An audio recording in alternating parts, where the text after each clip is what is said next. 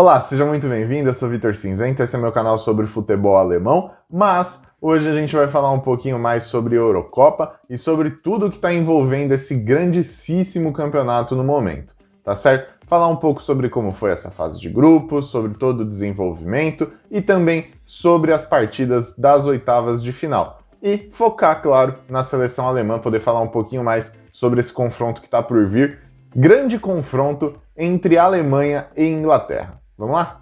E bom, a gente está vendo aí durante as últimas 2 semanas todos os acontecimentos envolvendo a Eurocopa, desde sua primeira partida lá atrás entre Itália e Suíça até a última partida da fase de grupos que aconteceu até o momento, que foi entre França e Portugal. A gente viu aí tudo o que aconteceu, todas as decisões, e eu vou passar aqui um pouquinho mais sobre como ficaram definidos cada um dos grupos, lembrando que passavam os 2 primeiros de cada grupo e mais os 4 melhores terceiros colocados. No grupo A, passou Itália, País de Gales e Suíça, enquanto isso no grupo B passaram Bélgica e Dinamarca, no grupo C, Holanda, Áustria e Ucrânia, já no grupo D, passaram Inglaterra, Croácia e República Tcheca. Pelo grupo E, Suécia e Espanha passaram, e no grupo F, considerado o grupo da morte, as 3 grandes seleções França, Alemanha e Portugal foram adiante na próxima fase da Eurocopa. E bom, a gente pode olhar aqui para a fase de grupos e comentar um pouquinho mais. Eu vou estar trazendo qual é a seleção que eu acho que é a mais forte até o momento, que desempenhou o melhor futebol, a maior frustração e a maior surpresa também, tá certo? E bom, na minha concepção, a principal seleção no momento, a que vem jogando melhor, é a Itália. A Azzurra vem fazendo muitos jogos bons desde antes mesmo da Eurocopa. Eles estão se desenvolvendo muito bem, jogam muito bem como time e isso faz muita diferença dentro de campo. Até o momento, é a seleção sensação da Eurocopa, vem jogando muito bem, comendo a bola, tem aí uma sequência de vitórias imensa e tem tudo para dar certo. O Mancini está conseguindo conduzir a equipe muito bem. E se a gente for falar aqui da grande decepção, eu enxergo como a Polônia. Por mais que eu, particularmente, não espere muita coisa da seleção polonesa, é uma seleção que tem uma expectativa muito alta, principalmente por abrigar o melhor jogador do mundo, Robert Lewandowski. Acho que assim, beleza, ele é um excelentíssimo jogador, mas uma agulha no palheiro não vai fazer milagre. Ele é um cara no meio de um time de 11 e ele joga contra 11 do outro lado, não é 1 contra 1 ou 2 contra 2.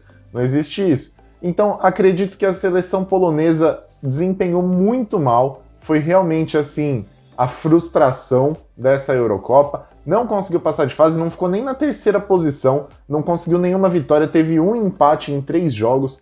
Então, assim, é muito complicado. Você olha para a seleção polonesa, eles desapontaram na última Copa do Mundo, que também não passaram da fase de grupos, e desapontaram novamente agora na Eurocopa. E bom, para mim, a grande sensação aí, a revelação, a surpresa desta Eurocopa seria a seleção da Dinamarca, que realmente vem jogando muito bem. Muitos atrelavam a boa qualidade da seleção dinamarquesa ao Christian Eriksen, mas a gente sabe tudo o que aconteceu envolvendo ele dentro de campo, teve um mal súbito, já passou por cirurgia, já voltou, foi dispensado da seleção. A gente sabe todo esse episódio, tudo o que aconteceu com o Christian Eriksen, mas mesmo assim a seleção da Dinamarca tem conseguido jogar muito bem, tem sido uma seleção muito coesa dentro de campo e que joga muito bem como um time. Acho que pode surpreender, mas nada muito além de passar do próximo confronto, que é contra o País de Gales. Acho que nada muito a mais do que isso, mas é uma excelentíssima seleção. E bom, já que eu falei aqui um pouco mais sobre essa questão da próxima fase, das oitavas de final, eu vou repassar aqui todos os confrontos, tudo o que está por vir, tá certo? Vamos lá. Começando com Gales e Dinamarca, depois Itália e Áustria, Holanda e República Tcheca, Bélgica e Portugal, Croácia e Espanha, França e Suíça, Suécia e Ucrânia e também Inglaterra e Alemanha. Essa partida em questão, a última que eu citei, é justamente onde a gente vai mais conversar aqui. Por ser um canal sobre futebol alemão, eu vou estar focando bastante nessa partida para a gente poder falar um pouco, destrinchar um pouquinho mais a história entre Inglaterra e Alemanha, que é uma história muito rica, uma história de muitos confrontos. Já decidiram uma Copa do Mundo as duas seleções, Então é sempre muito legal a gente ver, são duas campeãs do mundo nessas oitavas de final. É o único confronto que coloca frente a frente duas seleções campeãs do mundo. Então é super legal a gente ver, poder conversar um pouquinho mais. Eu vou começar falando sobre o histórico e depois eu falo da atualidade e o que eu espero para essa partida. E bom, esse confronto começa lá atrás na Copa do Mundo de 1966, quando a Alemanha e a Inglaterra fizeram a final da Copa do Mundo. A Inglaterra, jogando em casa no estádio de Wembley, estava empatando a partida em 2-2 e aí fomos para a prorrogação. Na prorrogação aconteceu um dos maiores escândalos envolvendo a arbitragem naquele momento da história. Teve um gol do Hurst, que é um atacante que jogava pela seleção inglesa. Ele chuta, a bola bate no travessão, pinga fora do gol, mas o auxiliar e também o árbitro acreditaram que a bola tinha entrado e por isso marcaram um gol para a Inglaterra, que consequentemente desestabilizou a seleção alemã e aumentou o placar, finalizando esta final em 4-2.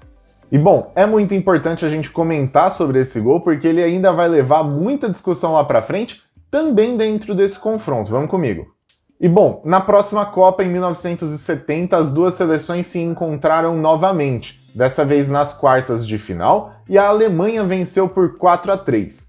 Depois, em 1982, as seleções se encontraram novamente na segunda fase da Copa de 82. Lembrando que foi ali um regulamento excepcional, onde depois da fase de grupo, tinha uma segunda fase de grupos, onde tinham 3 seleções em cada grupo, só a primeira se classificava para as semifinais. E naquele momento, a Alemanha se classificou, pois empatou em 0-0 com a Inglaterra e depois venceu a Espanha por 2-1. E essas duas equipes voltaram a se enfrentar em um dos embates mais emocionantes em Copas do Mundo. Na semifinal da Copa de 1990, as duas equipes se enfrentaram e no tempo regulamentar empataram em 1-1. Na prorrogação não aconteceu nenhum gol e foram para os pênaltis, onde a Alemanha venceu por 4-3. Esse resultado levou a Alemanha para a final da competição e depois a Alemanha viria a ser campeã em 1990.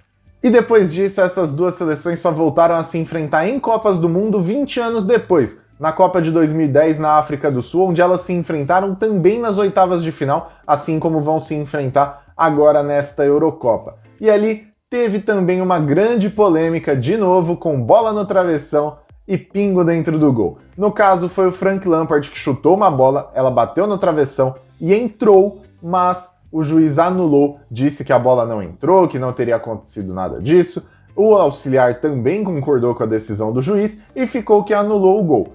Mas também não faria tanta diferença, tendo em vista que a partida terminou 4-1 para a Alemanha naquele momento. Esse gol a mais do Lampard talvez não fosse o grande diferencial para mudar os rumos dessa partida.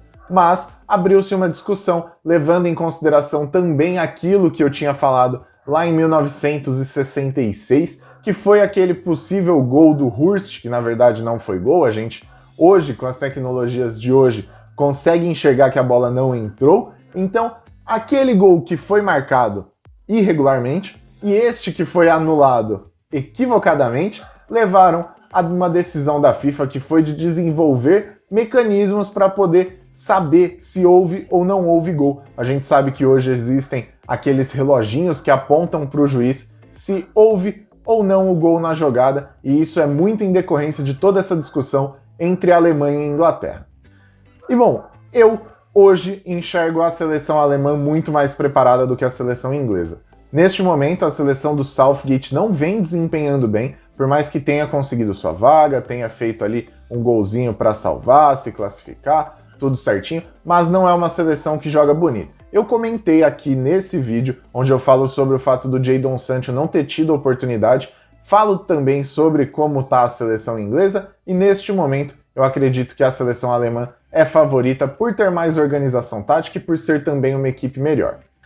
Bom, esse foi o vídeo, espero que você tenha gostado. Se você gostou, se inscreve aqui, deixa um like, me ajuda bastante. Cheguei aos 100 inscritos, finalmente, é uma baita de uma conquista, uma felicidade imensa. E eu só tenho a agradecer a todos vocês que estão dando essa força, estão assistindo meus vídeos e estão comentando aí, fazendo de tudo. Tô sendo muito, muito, muito grato de verdade por tudo que vocês fazem, tá certo? Muito obrigado e até o próximo vídeo. Valeu!